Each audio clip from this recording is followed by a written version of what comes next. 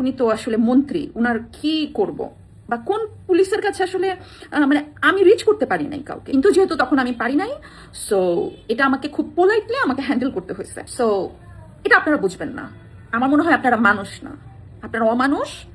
যদি অমানুষ না হতেন, একটা বাচ্চাকে নিয়ে কথা বলতেন না, একটা নারীকে এইভাবে অসম্মান আপনারা করতে পারতেন না। ও মাই গড, এত বছর পর এটা কি শোনা যাচ্ছে? হ্যাঁ ভিউয়ার্স, এবার নিজের সন্তানের আসল বাবার পরিচয় প্রকাশ্যে আনলেন জনপ্রিয় অভিনেত্রী মাহিয়া মাহি। সন্তান জন্মের 5 বছর পর আসল বাবার পরিচয় নিয়ে প্রশ্ন উঠেছে সোশ্যাল মিডিয়ায়। এই ছবিটি একদম চমৎকার ভাবে দেখুন। মাহিয়া মাহির ছেলেটিকে দেখুন তো, পুরোটা মিলে যাচ্ছে না টাকলা মুরাদের সঙ্গে? হ্যাঁ ভিউয়ার্স, তাই তো প্রশ্নটা আরো গভীর হয়েছে। সামাজিক যোগাযোগ মাধ্যম ছড়িয়ে পড়েছে এই প্রশ্নে যে মাহিয়া মাহির সন্তানের বাবা আসলে রাকিব নাকি টাকলা মুরাদ, যেটার প্রমাণ সহ এবার ধরিয়ে দিলেন মাহিয়া মাহি নিজে। চলুন ভিউয়ার্স, ঘটনার বিস্তারিত জেনে আসি। গত বেশ কয়েকদিন ধরে মাহিয়া মাহি এবং আওয়ামী লীগ নেতা ডক্টর মুরাদের ফোন আলাপ ব্যাপকভাবে ভাইরাল হয়ে গিয়েছে সামাজিক যোগাযোগ মাধ্যমে, যেখানে শোনা যাচ্ছিল মাহিয়া মাহিকে ডক্টর মুরাদ ফোন দিয়ে বলছে, বেবি তুমি চলে আসো সেরাজন হোটেলে, তোমার জন্য সব সময় একটা রুম আমি বুক করে রাখি, আমি তোমার জন্য অধীর আগ্রহ নিয়ে বসে আছি, এই রাতে শুধু তোমাকে লাগবে আমার, তোমাকে ছাড়া আমার একটুও চলবে না।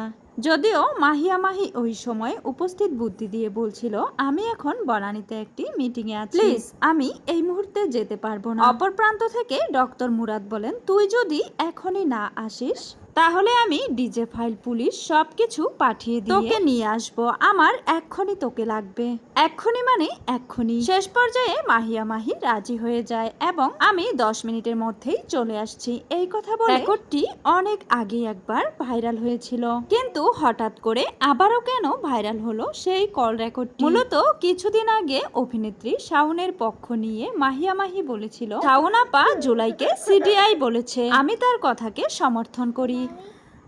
যারা জুলাই জুলাই নিয়ে এত গলাবাজি করে আসলে তারাই নিজেরা নিজেদেরকেই খুন করেছে, এখানে হাসিনা কিংবা আওয়ামী লীগদের কোনো হাত নেই। জুলাইকে অপমাননা করা এবং শেখ হাসিনাকে নির্দোষ প্রমাণ করাই ক্ষিপ্ত হয়ে যায় বাংলাদেশের মানুষ। আর মাহিয়া মাহি এই যে জুলাইকে এভাবে অবমাননা করলো, শেখ হাসিনাকে নির্দোষ প্রমাণ করার চেষ্টা করলো, এতেই ক্ষিপ্ত হয়ে উঠে বাংলাদেশের সাধারণ জনগণ। সেই জায়গায় আওয়ামী লীগের সকল নেতাকর্মীরা, ঘুষ খাওয়া পাবলিকরা ক্ষমা চাওয়া তো দূরের কথা, অনুশোচনা পর্যন্ত করেনি।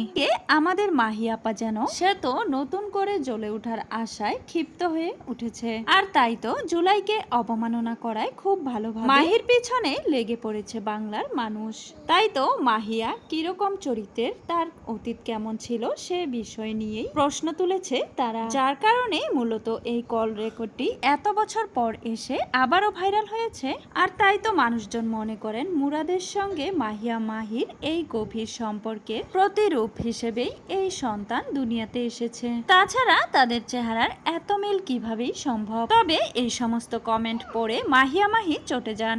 এইসব কমেন্টের কারণে একবার তার স্বামী রাকিব তাকে ছেড়ে চলে গিয়েছিল, আবারও যদি চলে যায় তাহলে সে একেবারে একা হয়ে যাবে, আর স্বামীর যে টাকা পয়সা সে কিছুই পাবে না। তাই সে তড়িঘড়ি করে লাইভে চলে আসে এবং সকলকে জানায়, আমার বাচ্চা কেন মুরাদের হবে, এই বাচ্চা রাকিবের। মাঝখানে রাকিবের সঙ্গে আলাদাভাবে মাহিয়া মাহি দীর্ঘদিন সংসার করেছিল, সিঙ্গেল মাদার হয়ে মাহি তার সন্তানকে বড় করছিল। কিছুদিন হলো মাহিয়া মাহি আবারও রাকিবের সঙ্গে সম্পর্ক ঠিক করেছে, কিন্তু সন্তানকে নিয়ে প্রশ্ন উঠায় আবারও সেই সম্পর্কে ফাটল ধরতে শুরু করেছিল।